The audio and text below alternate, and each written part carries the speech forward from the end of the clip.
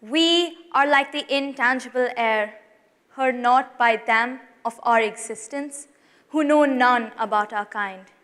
And yet they think our home is their food bank. Gaping wounds, gushing blood-covered unsolicited plastic, streaming out like a clown takes out his streams from his mouth. I lie frozen in a net of my dying fellowmen while they draw their fishing line into my precious body, a hook piercing into me. Open eyes that earlier could never close in fear of this very moment, widening cuts and narrowing freedoms. Final breaths draw out of me and into their never-ending greed. Looking at a map, we tell ourselves we know the blue represents oceans, right? So let's do a small exercise to see how much of the ocean compared to land are we actually acquainted with. So put your thumbs up if you can name 3 breeds of dogs. Okay, 3 breeds of cats.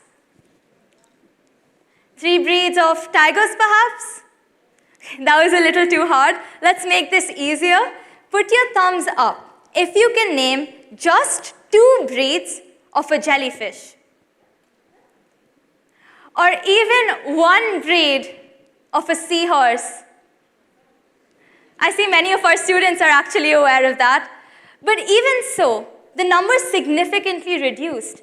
And yet we tell ourselves we know enough about the oceans. The other day, I was watching a documentary on Netflix called Seaspiracy without the intention of finishing it, but was absolutely astounded by how much I learned within the first 2 minutes. For just 10 to 15 tunas, so many dolphins are killed. So many more are captured and thrown into captivity for performing at places like SeaWorld for the entertainment of us, humans.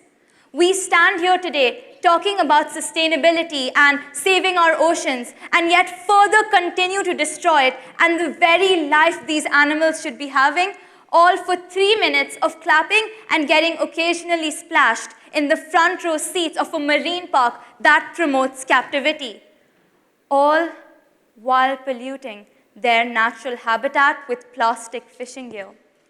And it doesn't stop there. Huge industries are moving along transboundary borders that no one has any control over. They're literally off any country's control and hence off the radar of national policies, and we aren't talking about it enough. Nowadays, with the increasing need of fish and consequently fish nets, they're made of nylon, a type of plastic-based material that can be easily produced but not easily degraded. The chemicals then remain in the oceans forever. But how much of this fishing gear is actually present? Let's put the damage into perspective. We all know plastic is harmful, right? Now look around you.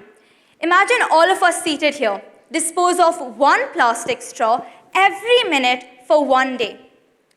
Now imagine all the humans in the entire world dispose of 1 plastic straw every minute for 1 day. That's a lot, isn't it? And yet, it would still barely constitute a small fraction of the Great Pacific Garbage Patch. In comparison to this, plastic fishing nets constitute 46%. That's 3 times the size of France. Il est très grand. As I read more and more about the topic, it only unveiled worse things. And that's why it's time we go off the grid, to realize that the source of this problem isn't plastic straws or polythene bags, but rather the very thing that's giving you fish on your plate. The material is then eaten by small fish, passing along the food chain till it reaches the final consumers, us, humans. Next time you're all headed out for a fancy meal, do be sure to try out a fresh salmon curry, topped with your favorite garnish of plastic net. Or if you're vegetarian, I'm sure you could just have a leafy green salad grown in your favorite plastic net flavored soils. I decided after this, it was time I actually got hands-on experience working with the fish. So here's the entrance of the Dubai Aquarium at 7 a.m. I usually don't like waking up every morning. I'm sure most of you would relate. But working with these animals, I was ready at 6 o'clock to go. The jellyfish you see me holding on screen, it died because while feeding, a small bubble went through its body and ruptured its entire digestive system. Now think about what a plastic fishing net would do to its soft exterior and interior. Here's a turtle staring at me while I was trying to clean the tank. It thought the pipe and my hand was food. It tried eating it, but I'm pretty sure it would have not liked the flavor. These animals really cannot distinguish between what is food or what isn't. To them, a piece of plastic net looks so similar to the krill or the artemia we would feed them with. Sea otters, an already endangered animal with declining population, risk starvation and getting entangled in fish nets. What's worse is this trash is even reaching places where us humans never even inhabited. And it doesn't stop there. Going back to industrial fishing, we're completely destroying the brimming biodiversity of our oceans. Penguins, like Stark on the screen, who may look like a very sweet boy, but is extremely naughty, who tried to bite off my finger.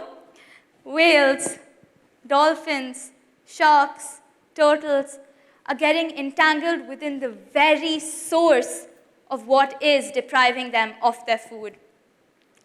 Working at the aquarium was one of the most enriching experiences I had because it deep-rooted within me love for innocent fish who have done absolutely nothing. These industrial fishing industries continue to damage our oceans, and their fishing gear made of plastic is just amplifying the effect. But what we fail to realize is while these fish are continuing to die, seeing their homes slowly fade away, we can stop this. So let's break this down into 3 spheres of solutions. As an individual, we can try to reduce our personal consumption of fish. This would ensure that the nutrients are met while allowing for the ocean's time to renew itself. Expanding upon this, as a community, we can create cleanup drives and raise awareness. Inspired by my experience at the aquarium, I started the Pledge 14 initiative to help these aquatic life and raise awareness. And at the global level, we can find more ways to mobilize and integrate the fishing industry in a way where a dolphin-safe label doesn't mean that whales, that turtles, that sharks need to die in the process. I urge each and every one of you seated here today to think about our aquatic biome. Do you think you know enough about our oceans? Are you doing all you can to reduce your impact on the waters? How can you be the person to step up, take action, and be an inspiration? Because remember, it all starts with you. Thank you.